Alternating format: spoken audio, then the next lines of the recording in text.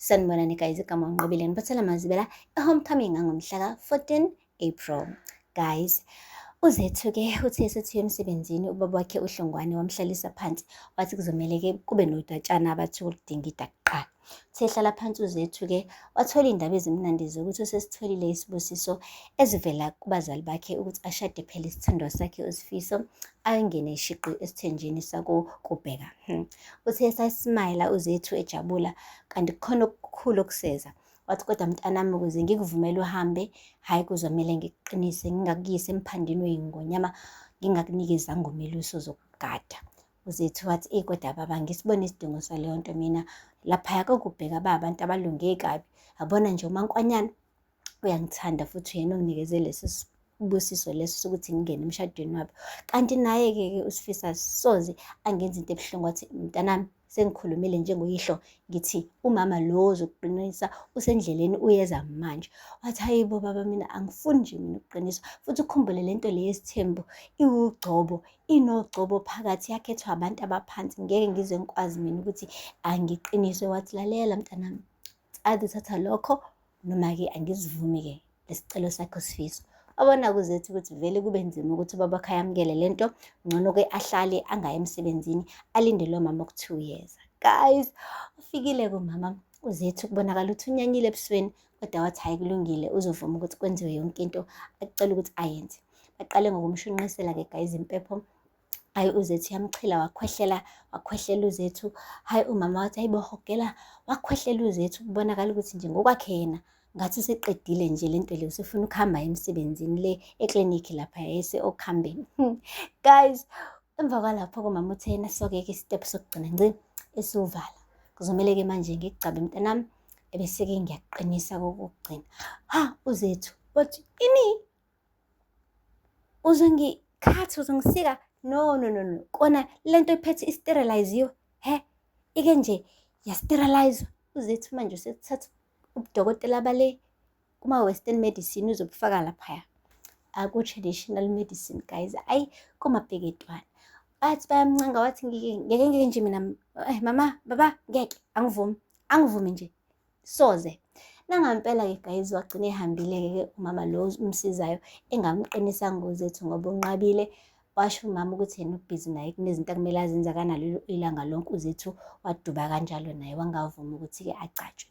Kupheli-ke lapho guys, le koKubheka uMankwanyana ubiza umngani wakhe-ke unesi lo laphaya okuhambeni, uNesithando, ezomtshela phela ukuthi usevumile ukuthi uZethu angene-ke esithenjini sakhe. Wathi uthini, usile kahle mngani wami? Hhayi ngeke, akusiyena-ke uMankwanyana lo khuluma la, ngeke. Nimenzeni uMankwanyana mngani wami engimaziyo? Kwenzakalani ngawe ngampela? Ngoba phela le nto usuyifaka kuyona ayizuphetha kahle. Athi hhayi ukuthi nje ngiyabona uSifiso vele wayezosithatha isithembu, yimina nje wayeloku eqinisa ikhanda, kanti kulo ngimvumele nje ukuthi amthathe uZethu. Hawu kumnandi ekhaya, usanda ukungisa kwi-picnic nje, hhayi saxoxa nangekusasa. Wathi hayi bo, ngokukuyisa nje kwi-picnic sekumele manje usithathe omunye umuntu wesifazane amfake la endlini, hhayi ngeke awucabanganga kahle. Umina uma wami wangitshela kahle ukuthi mntanami, uzungalinga uzivuma isithembu empilweni yakho, khuluma uzufe. Hhayi washo uMankwanyana ukuthi lalela, sengiyofela khona-ke nami ngoba sengivumile. Guys, kunzima. Akupheli-ke lapho le enduneni namhlanje-ke, kade-ke uma wakhe uShwabi ezosho phela ukuthi indodana yakhe akumelanga idingiswe lapha esigodini sase-Okhambeni ngoba ishaye uMaNgcobo ngesizathu. Kwabuzwa kuthiwa isiphi leso sizathu, wamane wayibhadlaza yonke indaba ukuthi uMaNgcobo-ke akavazi akhombise ukuhlonipha umshado wakhe. Umane wagcina eselala-ke nesisebenzi lesi-ke esingungaraje. Ayi umphakathi umane wathwala izandla ekhanda ngoba phela bekade ungasazi sonke isitori ukuthi eze nje uShwabi eshaye uMaNgcobo, indaba iqalephi. Hhayi-ke induna-ke guys, vele bengingathi iseka yena uShwabi. Emva kokuthola lezi ndaba-ke imane yaqhamuka nesinqumo esikhulu esingaka. Imane nje yathi ayi-ke Shwabi, wena uyindoda ehlonipheke kabi la esigodini, kanti nje futhi ususizeka kabi umphakathi wakulesi sigodi. Ingakho ngithi nje umsulwa awunacala. Wajabula uShwabi kwathi akasini indlama. Emva kwalapho wathi wena MaNgcobo, kahle kahle winzala abantu, futhi engabe usibonele sihle kabi la ey'nganeni ey'khulayo. Le senzo senzile kuzomele uhlawule. Ngizokuhlawulisa iy'mbuzi ey'mbili nenkukhu eyodwa. Guys, omane nje ungaraji wakhamisa because bobabili bayazi ukuthi leyo mali yey'mbuzi ey'mbili nenkukhu hhayi cha, abanayo. Ukube mhlampe bekuwushwabi lo onikezwe lesi sigwebo, bekuzoba lula kuyena ngoba vele imali ibhukuda kuyona. Mhlampe bengathenga ngisho iy'mbuzi eziwu-10, mhlampe inkomo yonke ihamba ngey'nyawo eziwu-4. But bazonikeza-ke uMaNgcobo ongasebenzi obevele ey'philela ngokuncika kuyena ushwabe inhlawulo enkulu kangaka. Shuthi-ke ungaraji kuzomele ahambe eze bemfushane-ke ezama ukuthola le mali yokukhipha le nhlawulo. Hhayi guys, impela-ke baphoxekile omama abalethe lesi sicelo sokuthi ushwabi adingiswe lapha esigodini sase-Okhambeni, njengoba phela impela amatafula agcine ephenduka, kugcine sekuba uMaNgcobo ogwetshwayo esikhundleni sikashwabi. Guys, uNoma-ke yena hayi bandla uze nenye. Shuthi-ke bamnikeze isikhundla sokuba yigosa ley'ntombi, kanti uGelo usethathe ubuntombi bakhe wabunikeza uSiphamandla. Manje-ke masekuyiwa emhloleni uGelo uhlezi uphethwe yisisu ngoba nakhe edoja. Kodwa-ke unomunye-ke wamantombazane olaphaya emhlangeni umnikeze i-advice yokuthi khona indlela yokuthi ubuyise ubuntombi bakho.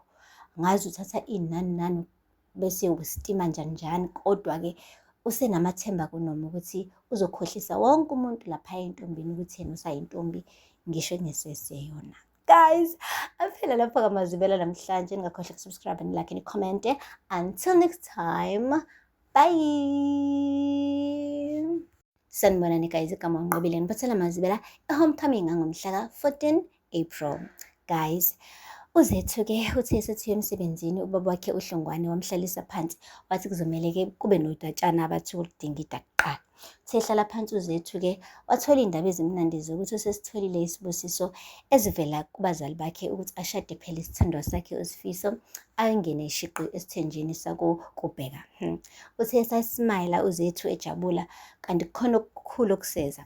Wathi kodwa mntanami, ukuze ngikuvumele uhambe, hhayi kuzomele ngikuqinise, ngingakuyise emphandeni wey'ngonyama, ngingakunikezanga umelusi zokugada. uZethu wathi kodwa baba, ngisibone isidingo saleyo nto mina. Laphaya koKubheka abantu abalunge kabi, abona nje uMankwanyana uyangithanda futhi uyena onginikeze lesi sibusiso leso sokuthi ngingene emshadweni wabo.